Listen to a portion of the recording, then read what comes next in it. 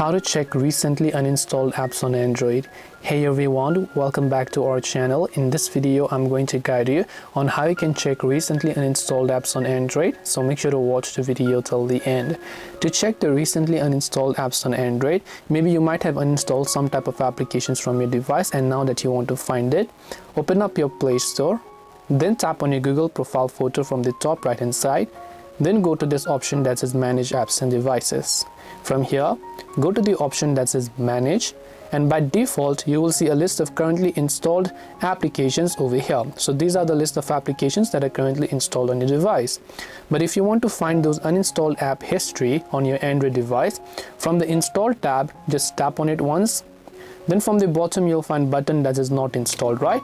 So just tap the not installed option here, and over here you will be able to see all of your uninstalled history, which means these are the apps that you might have downloaded previously on your device and then you deleted them again. So hope this video helped you as to how you can find uninstalled apps history. If you have any questions, feel free to leave them down. Thank you for watching and see you in the next video.